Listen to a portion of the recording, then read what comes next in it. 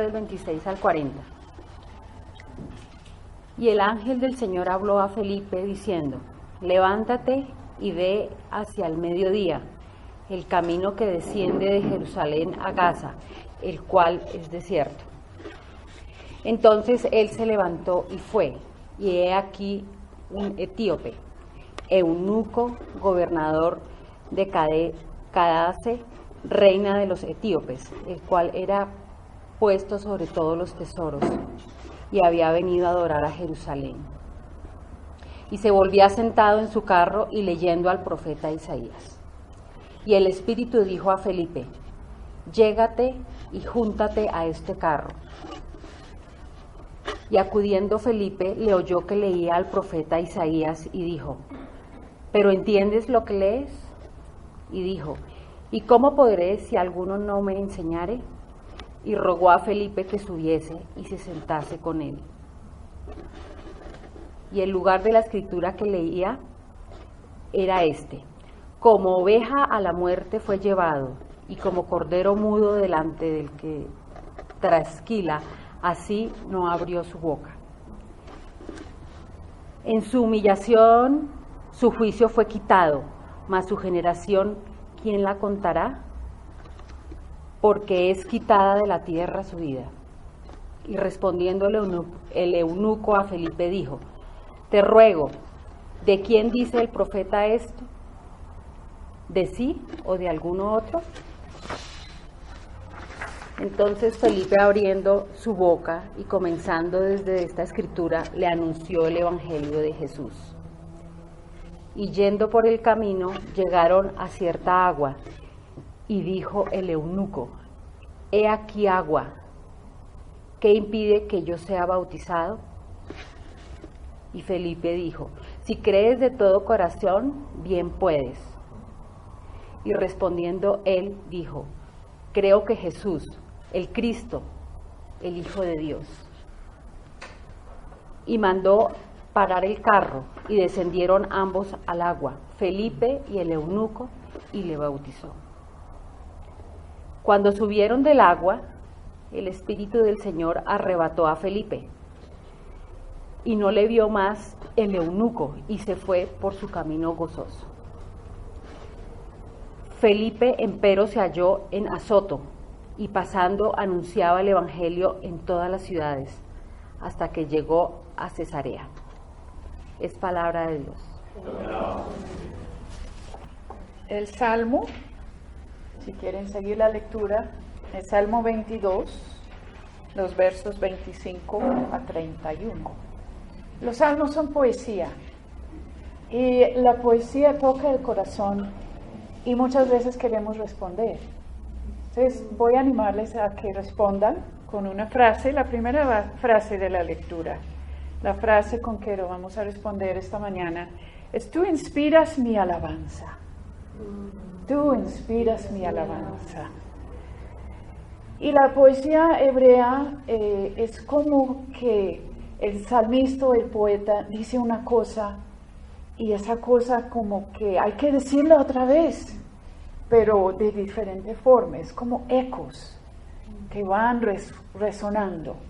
Entonces, a ver si escuchando ese salmo pueden escuchar algunos de esos ecos donde el poeta vuelve y repite, pero con otra imagen o otra frase. Tú inspiras mi alabanza en la gran asamblea. Ante los que te temen, cumpliré mis promesas. Comerán los pobres y se saciarán. Alabarán al Señor quienes lo buscan. Su corazón viva para siempre. Tú inspiras mi alabanza. Se acordarán del Señor y se volverán a Él todos los confines de la tierra. Eco. Ante Él se postrarán todas las familias de las naciones, porque del Señor es el reino. Él gobierna sobre las naciones. Tú inspiras mi alabanza. Festejarán y adorarán todos los ricos de la tierra. Ante él se postrarán todos los que bajan el polvo, los que no puedan conservar su vida. Tú inspiras mi alabanza. La posteridad le servirá.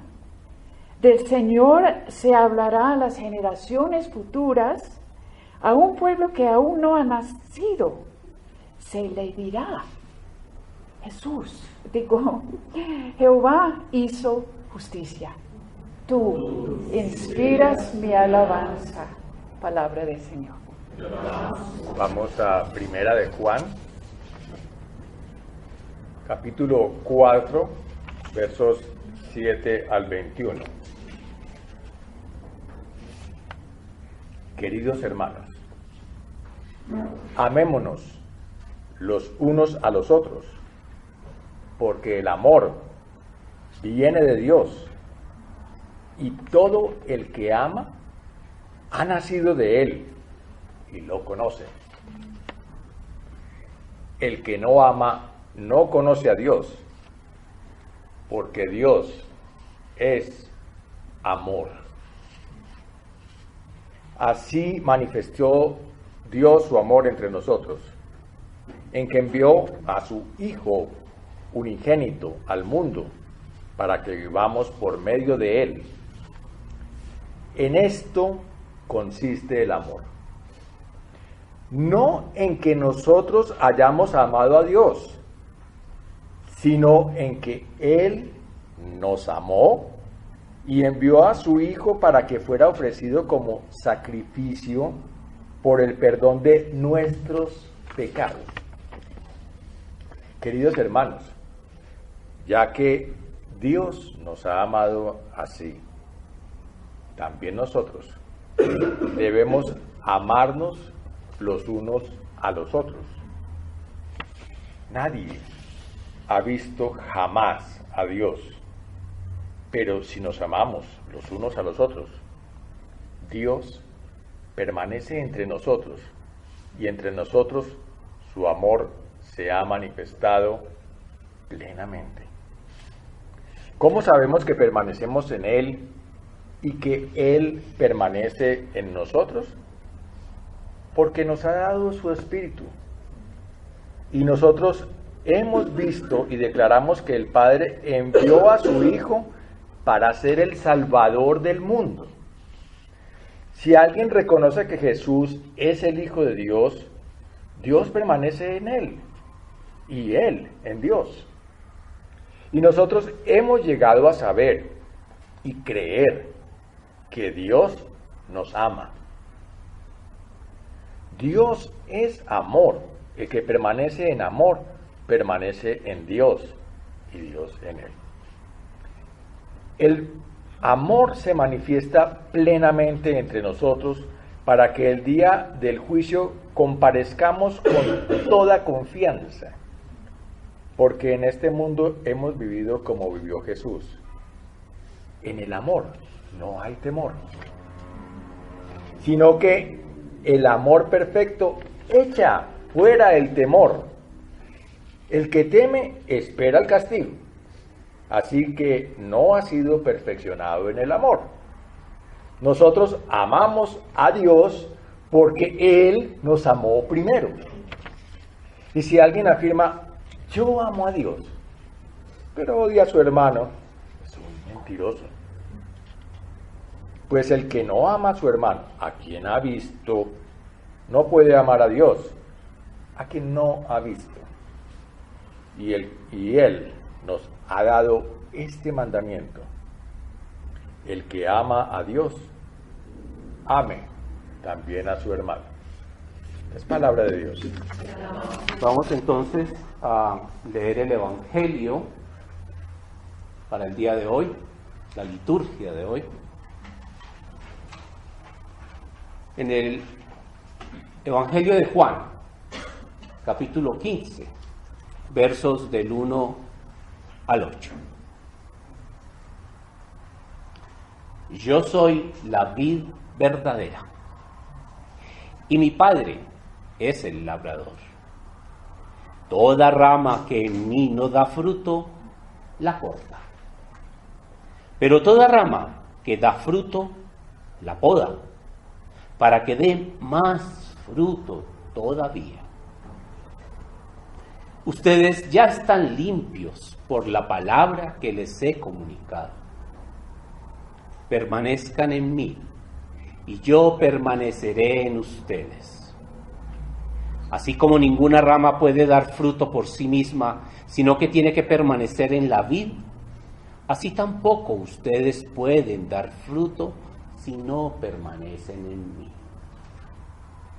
Yo soy la vid, y ustedes son las ramas. El que permanece en mí, como yo en él, dará mucho fruto. Separados de mí, no pueden ustedes hacer nada. El que no permanece en mí es desechado y se seca, como las ramas que se recogen, se arrojan al fuego y se queman. Si permanecen en mí y mis palabras permanecen en ustedes, pidan lo que quieran y se les concederá. Mi Padre es glorificado cuando ustedes dan mucho fruto y muestran así que son mis discípulos. Esta es palabra de Dios. Buenos días.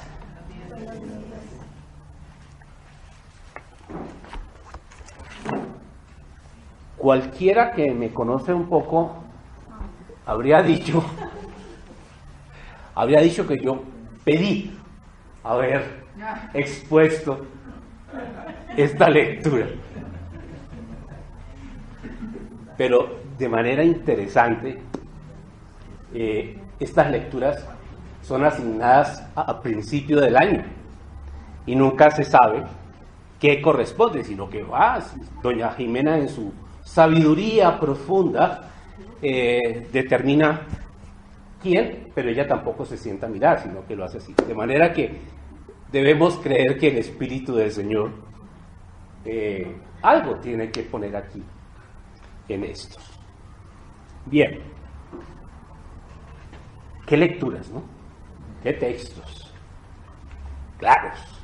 Hablan de una manera tremenda, cuentan historias, pero también son muy categóricos.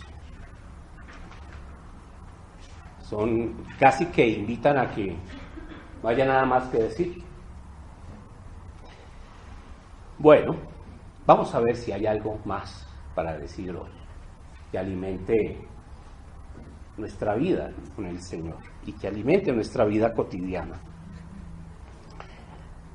Creo que todos los que estamos aquí presentes, sin importar la tradición a la cual pertenezcamos o hayamos pertenecido, hemos sido bautizados, sea en nuestra niñez o ya en la edad adulta, lo que llamamos bautizo de pila o bautizo de agua. De todas maneras, hemos recibido el bautismo. Y ese hecho nos lleva a reconocernos como hijos de Dios y seguidores de Jesús, el Cristo. Esto hace que en ocasiones vayamos a la iglesia, que casi todos los días, algunos de pronto todos los días, oremos y le demos gracias al Señor al levantarnos y le pedimos que nos cuide. Pero generalmente hasta ahí llegamos.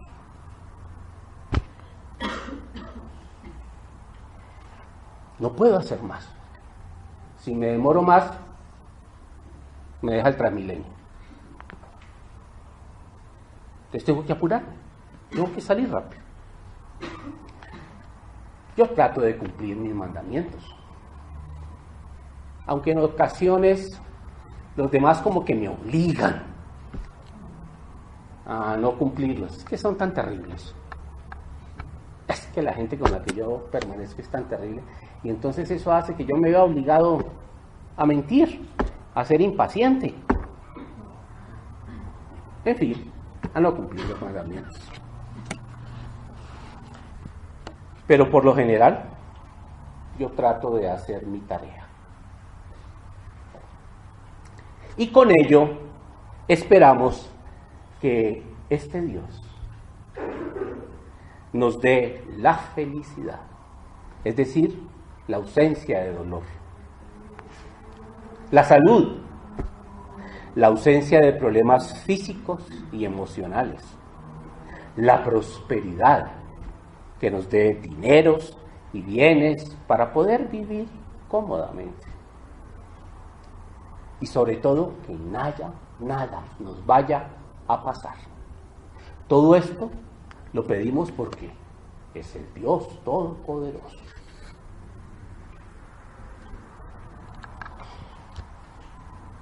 No es raro, creo yo, y creo que todos en algún momento lo hemos hecho y nos hemos preguntado, pero si yo, como ese etíope que leímos ahora, me bauticé, y si yo creo que este Jesús es el Cristo, si yo tengo una relación con este Dios a la manera de Jesucristo, ¿por qué parece que a pesar de mi fe, el resultado en los hechos de mi vida no me dan la alegría que dice el texto le dio al etíope? ¿Por qué tengo tantos problemas? ¿Por qué la gente me trata mal?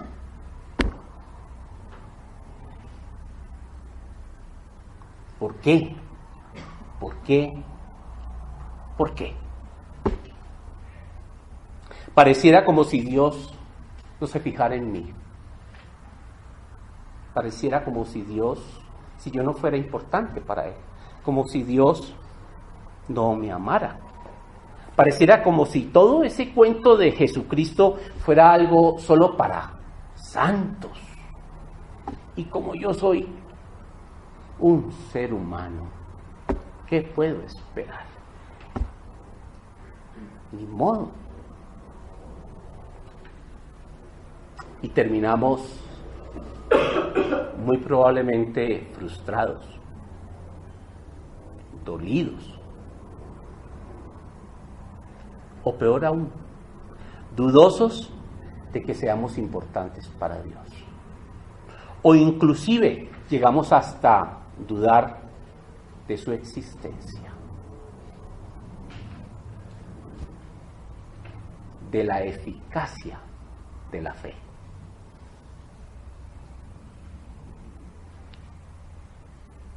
Definitivamente no se trata solo que con el hecho de haber sido bautizado, con ir a la iglesia y con dar gracias, con eso es suficiente. Definitivamente no.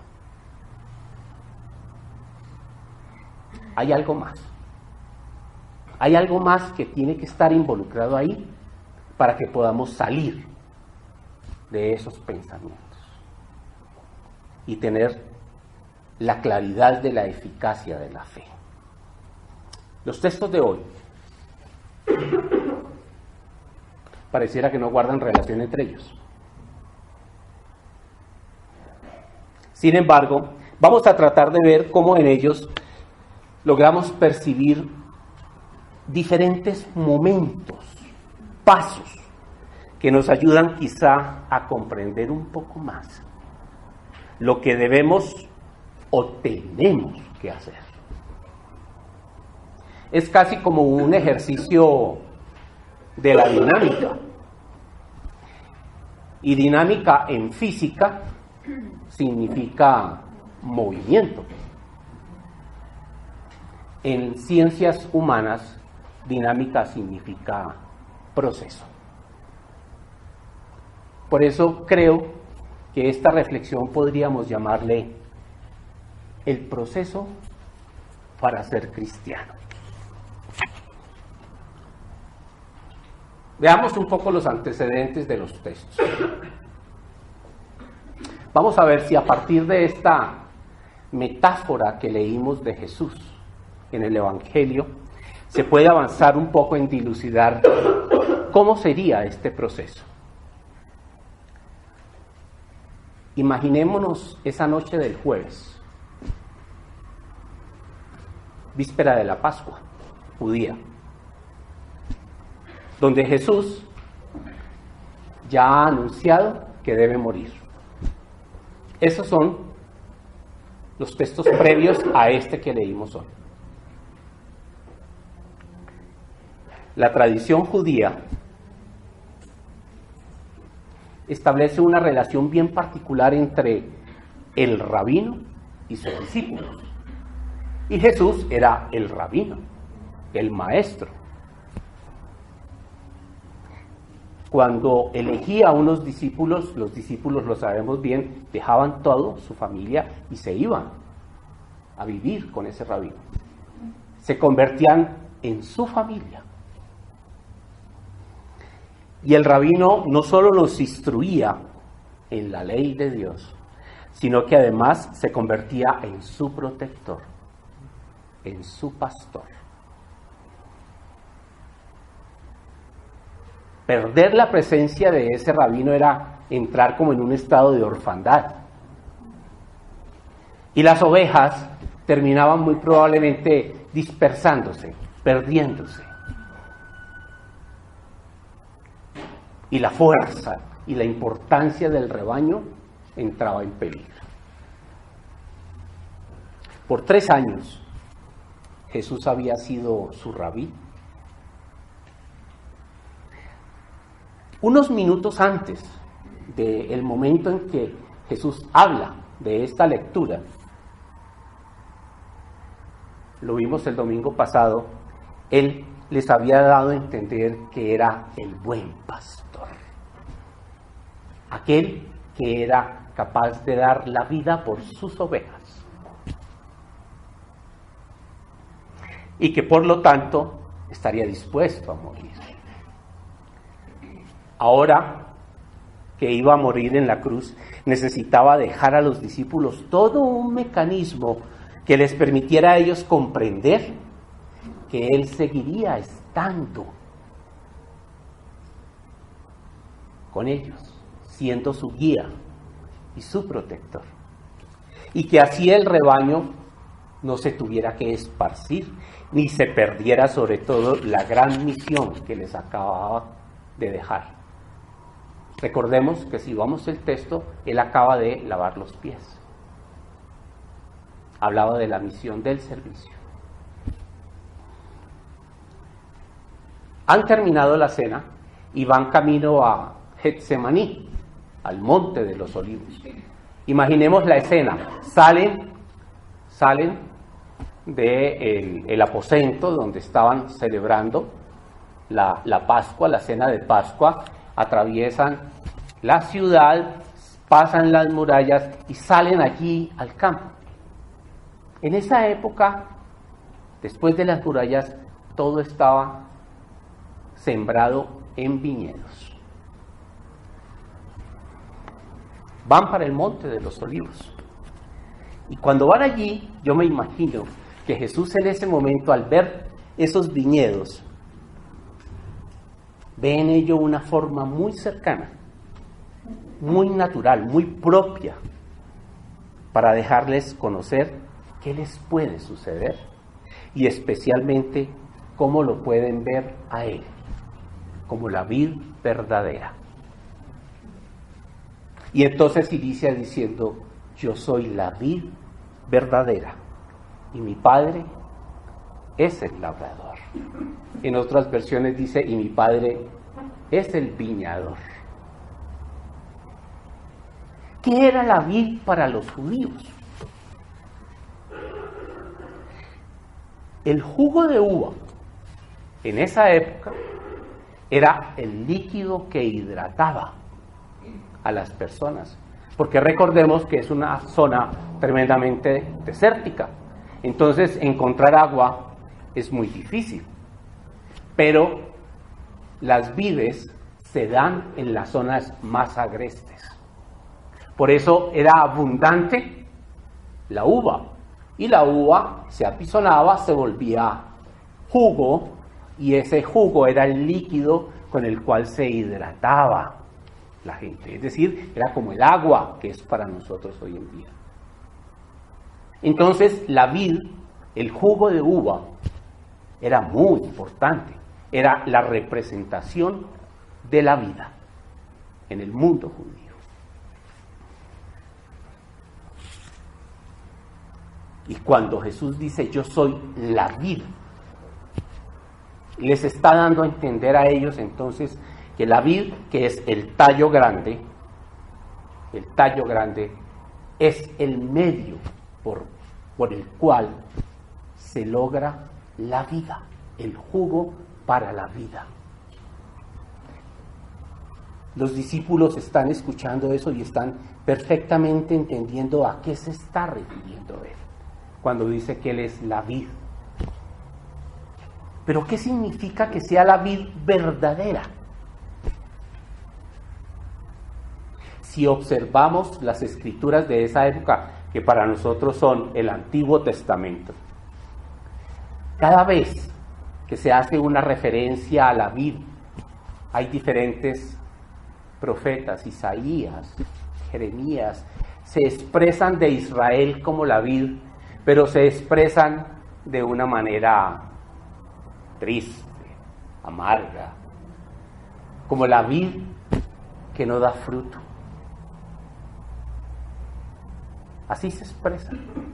Entonces, cuando Jesús dice que Él es la vid verdadera, les está queriendo decir a ellos que es una vid diferente a como ha sido hasta ahora Israel.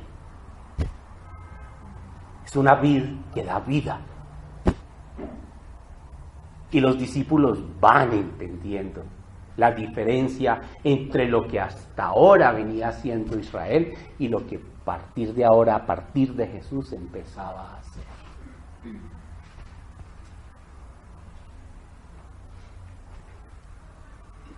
En griego, la palabra que se usa es aleteios. Nosotros la traducimos como verdadera. Aletinos, es la vid genuina, la vid real. Yo soy la vid verdadera y mi Padre es el labrador, es el viñador. ¿Qué hace un labrador en un viñedo? Un viñedo, aún hoy en día, un viñedo exige mucho cuidado, mucha atención, permanentemente, todos los días, todo el día y toda la noche.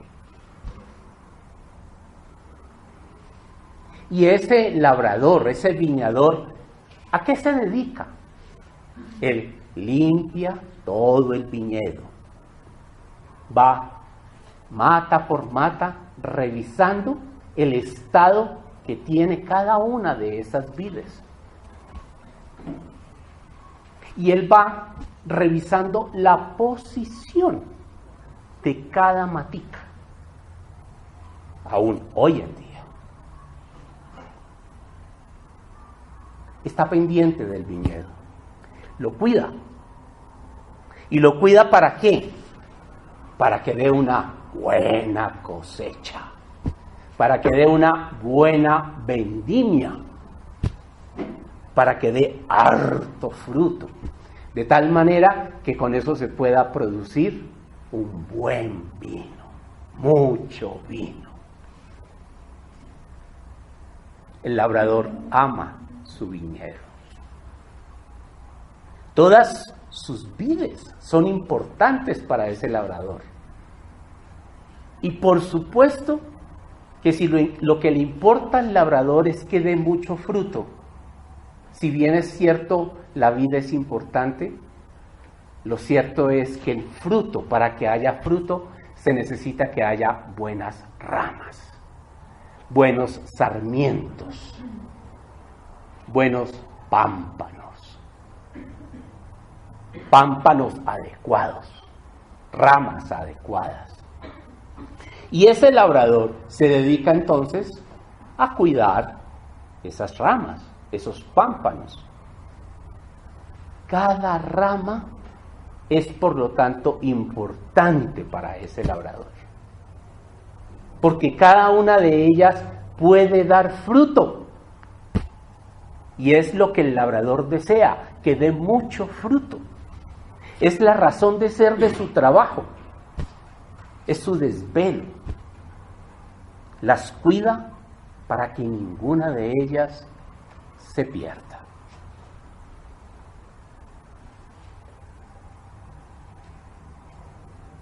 Toda rama que en mí no da fruto, la corta.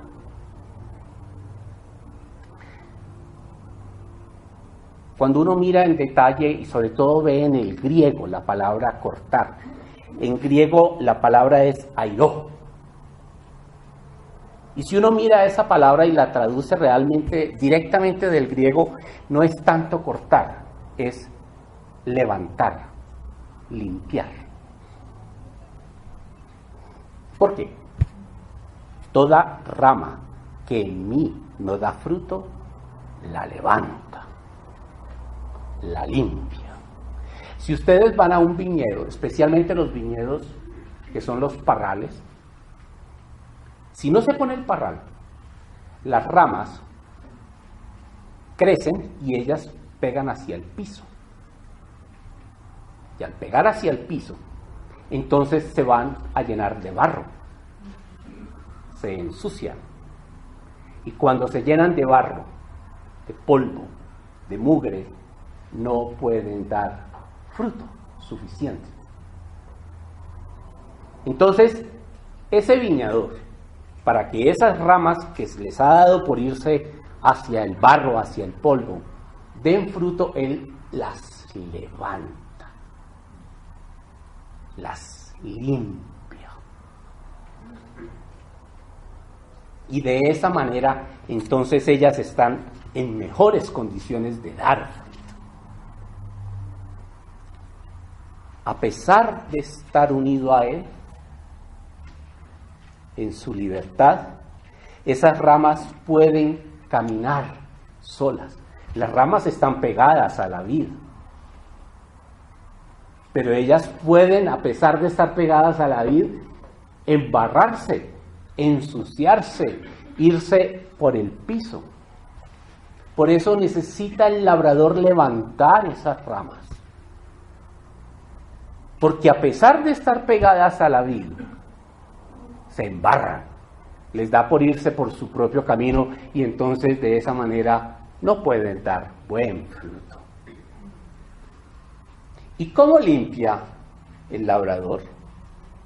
Bueno, al levantarlas, él lo que va a hacer es que va a redireccionar el camino de esas ramas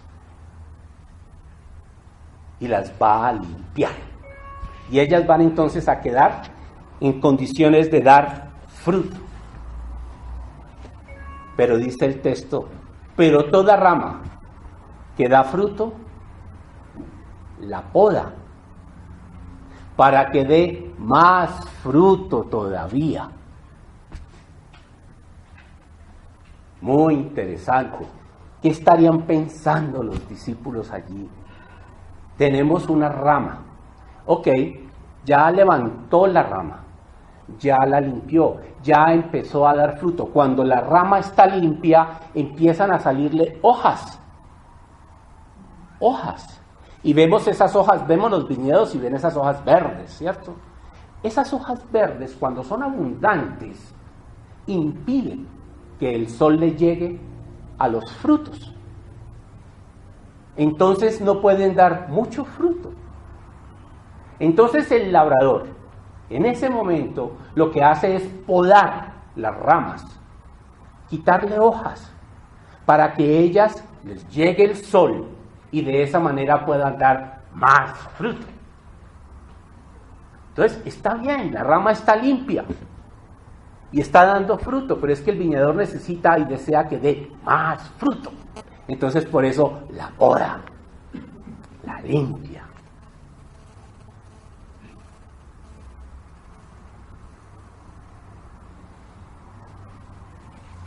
Podar, en el lenguaje de los viñedos, es limpiar para que estén listos para la próxima vendimia, para la próxima cosecha. Y entonces el señor labrador desea y necesita que en la siguiente cosecha esas ramas den más fruto todavía, y por eso las poda. Les quita hojas. Uno pensaría que si le quita las hojas es malo, ¿no? Que la abundancia de hojas significa que hay mucho fruto. No, la abundancia de hojas no garantiza que dé mucho fruto, ni buen fruto. Todo lo contrario. Necesita que reciban la luz del sol.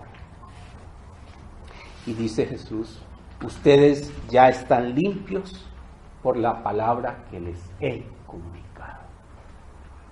Observemos, el labrador limpia, la rama está pegada a la vid, Jesús es la vid, y le dice a los discípulos, ustedes son las ramas están pegadas, y mi Padre es el labrador, y ellos entienden inmediatamente que ese labrador las cuida, que ese labrador está interesado en que dé fruto, y aquellos que deciden irse por la parte de embarrarse, los levanta. Y aquellos que ya están levantados, los poda para que den más fruto. Y Él les dice, ustedes ya están limpios. Pero les dice por qué están limpios. Porque han recibido mi palabra.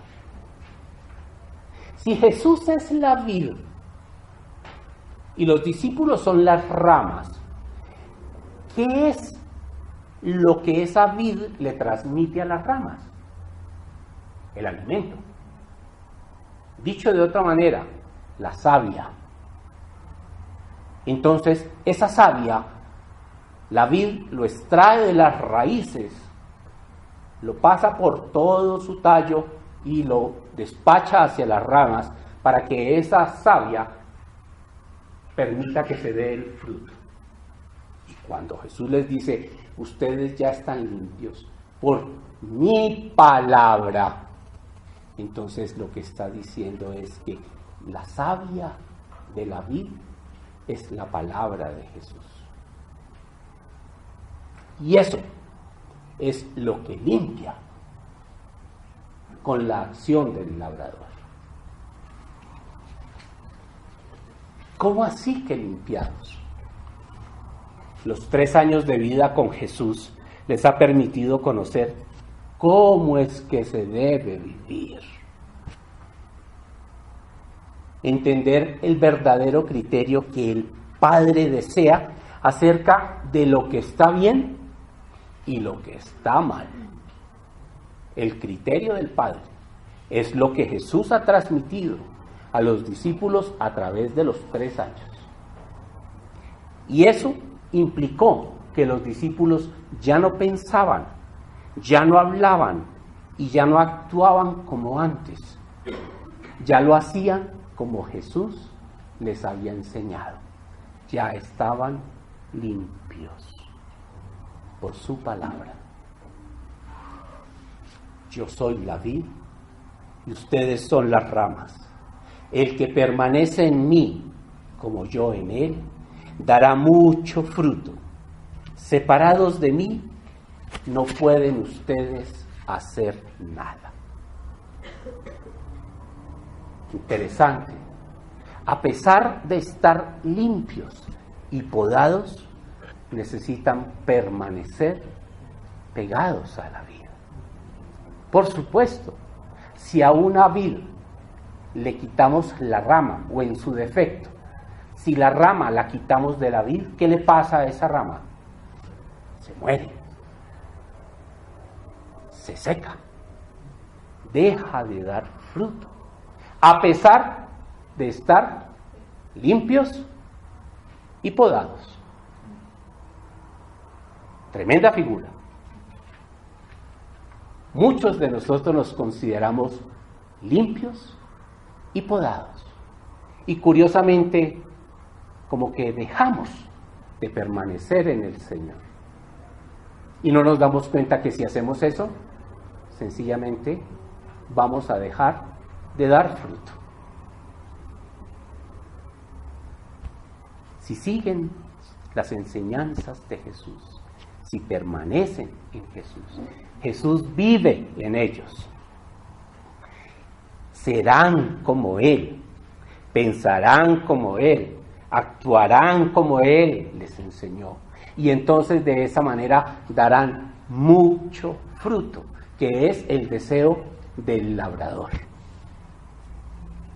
Las ramas terminan siendo lo que la vid les da, lo que la vid les enseña. Separados de la rama, no. Nuestra naturaleza humana tiene la tendencia a establecer sus propios criterios de lo que está bien y de lo que está mal, no los criterios de Jesús, que son los criterios del Padre. Y entonces, en esa condición humana de muy buena fe, nos alejamos de Jesús. Ya no somos sus ramas pegadas a esa vida. Y entonces entramos como Adán y Eva a tener nuestro propio criterio de lo que está bien y está mal.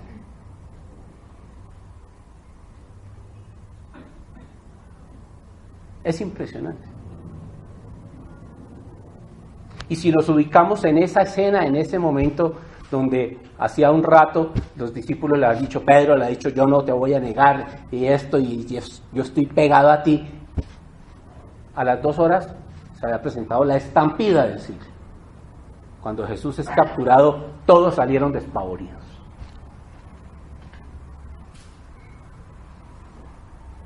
A veces nos pasa a nosotros igual.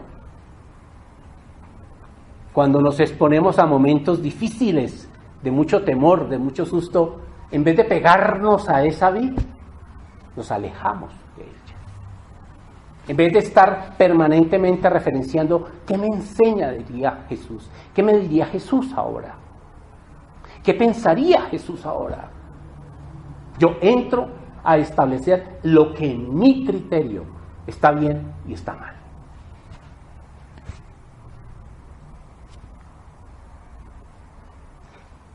Hasta aquí no hemos hecho más que mencionar que el propósito de toda esta metáfora que Jesús hace con los discípulos tiene referencia al fruto, al fruto, al fruto. El Padre quiere fruto, conmigo dan fruto, sin mí no dan fruto, los limpian para dar fruto, los podan para que den más fruto. Y finalmente, ¿cuál es el fruto? ¿Cuál es el fruto? Después del verso 9, hoy leímos hasta el verso 8, después del verso 9, Jesús habla de cuál es el fruto. Nosotros no lo hemos leído, pero si vamos a la epístola, en la epístola Juan, la primera carta de Juan, sí habla de cuál es el fruto. Queridos hermanos, amémonos los unos a los otros, porque el amor viene de Dios, y todo el que ama ha nacido de Él y lo conoce. El que no ama no conoce a Dios, porque Dios es amor.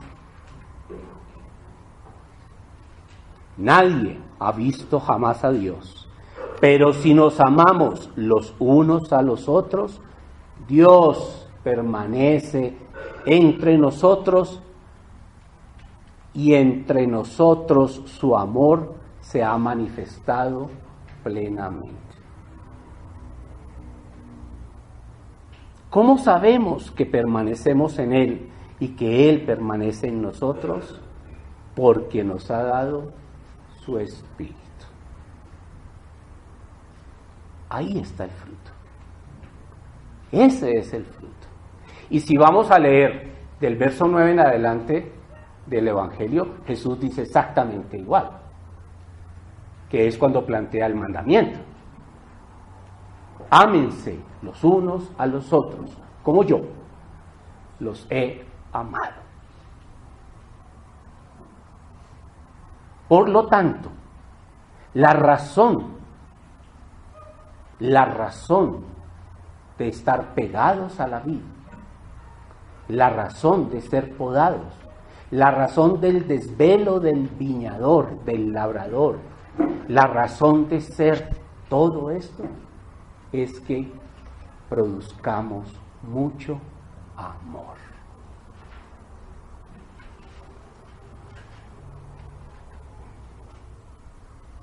La razón de Jesús, la misión de Jesús, es que nosotros, pegados a Él, a su palabra, permanentemente, demos muchos frutos de amor.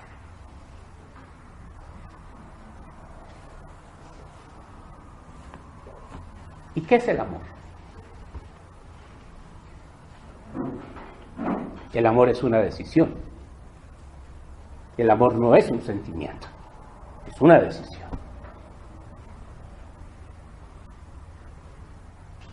Jesús tenía claro que por amor a la creación, el Padre, el labrador, decide llevar a cabo su gran plan de salvación.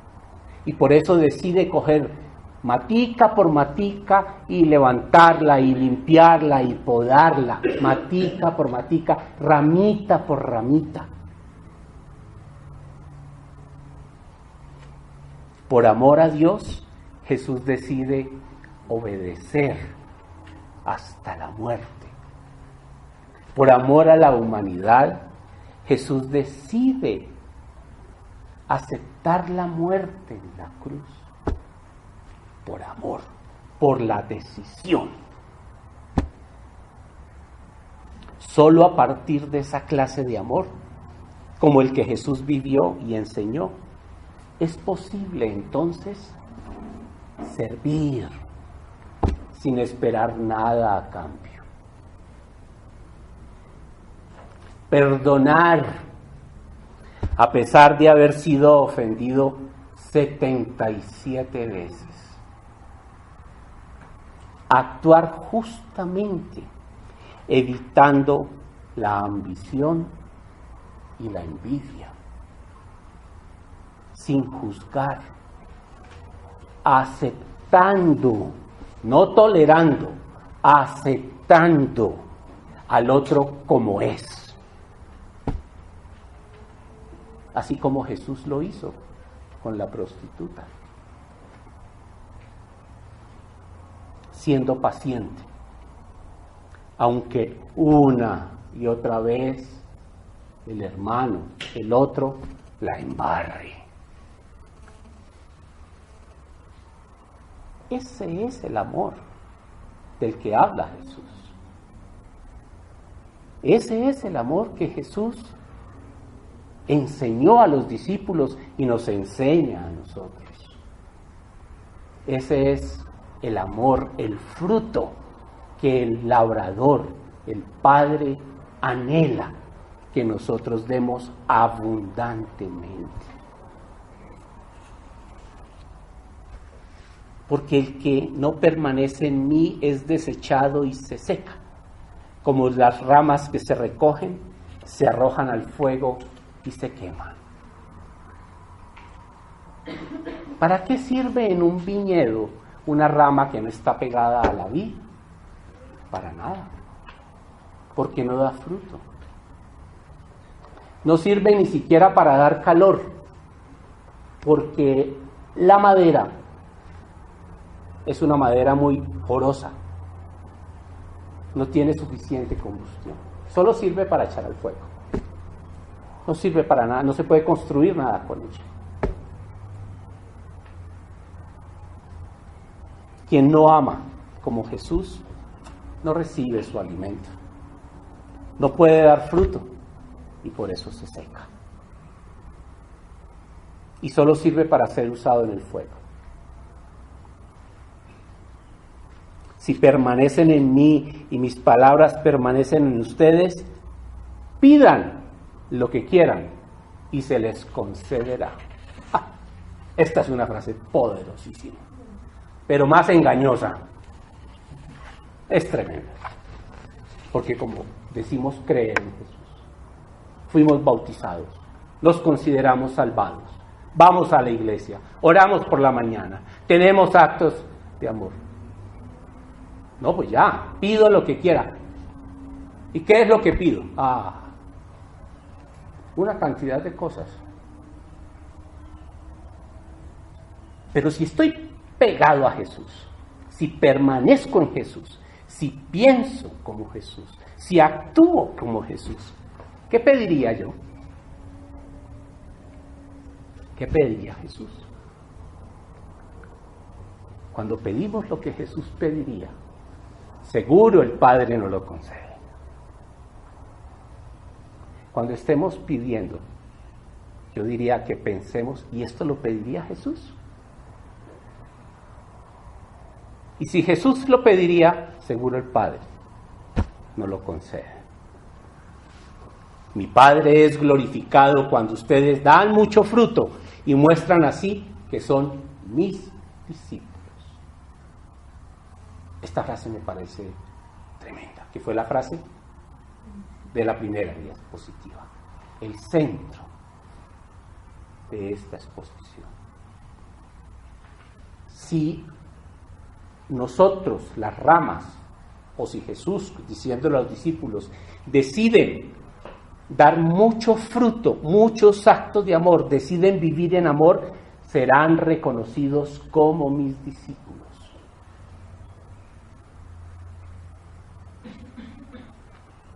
Y al tener esos actos de amor, no solo serán reconocidos como los discípulos de Jesús, sino que, dice Jesús, mi Padre es glorificado por esos frutos. Miren lo tremendo.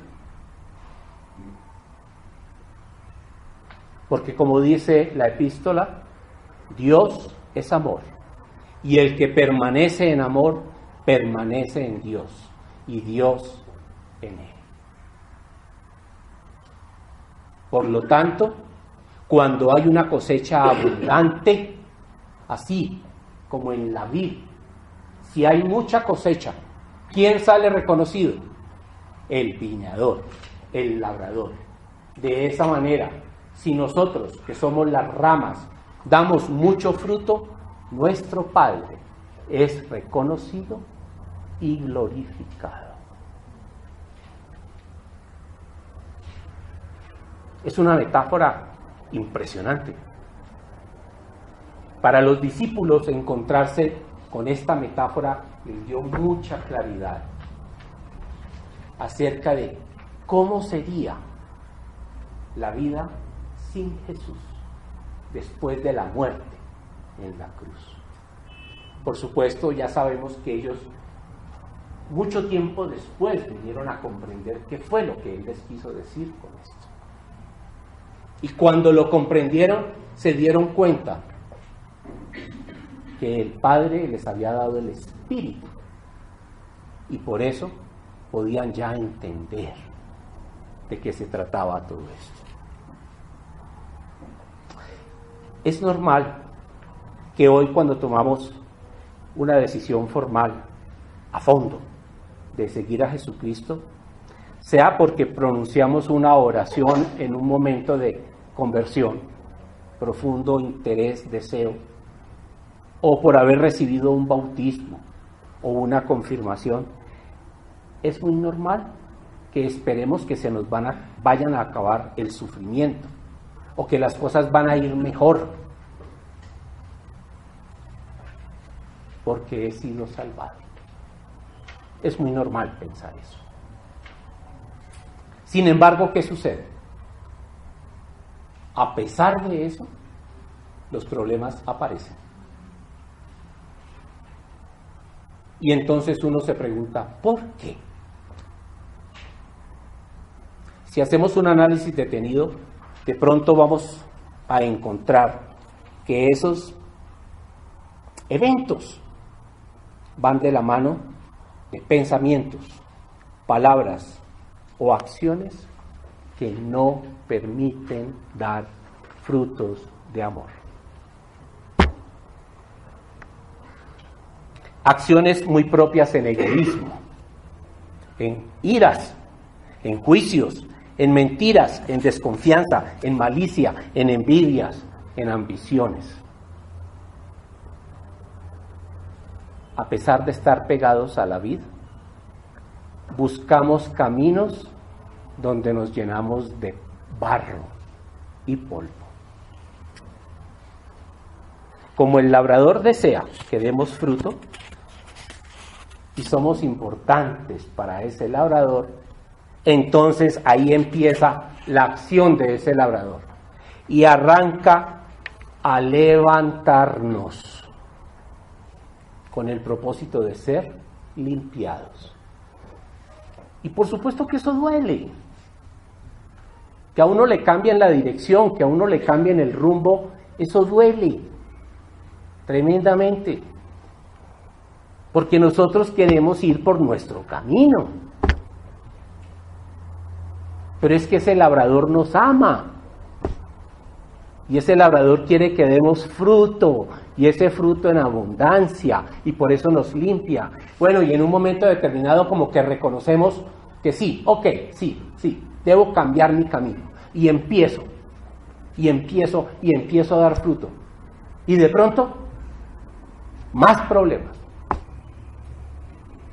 Pero ¿qué? Al fin, ¿qué pues? ¿Qué es lo que usted quiere pues?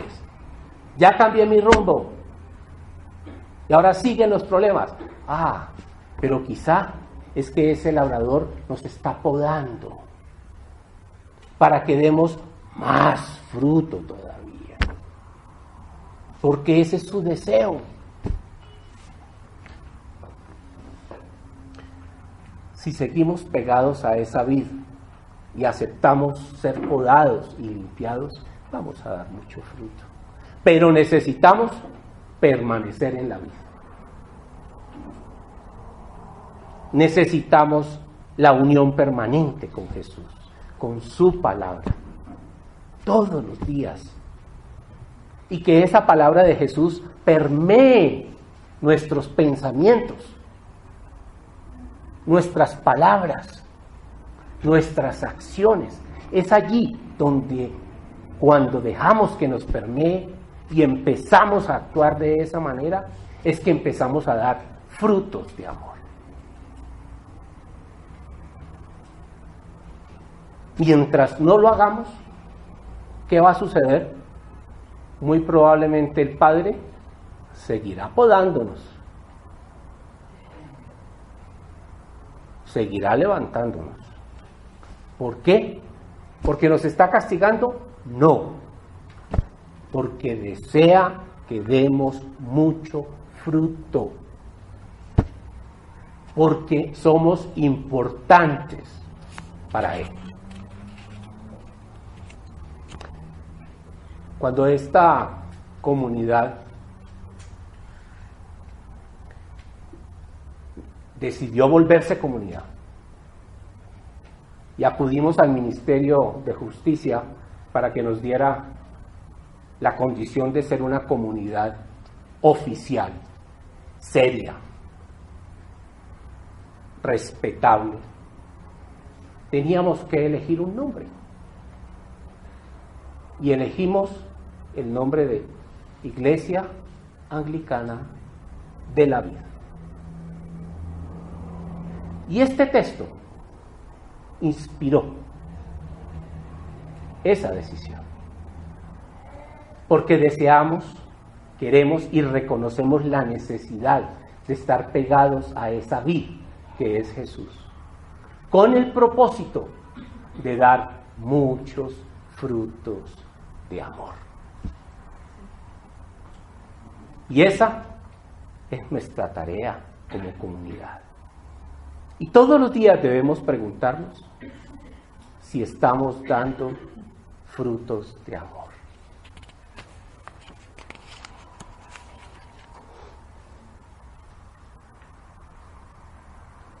No podemos quedarnos diciendo, como recibí a Jesús en mi corazón, soy salvo. Debo decidir amar, dar fruto, y fruto abundante.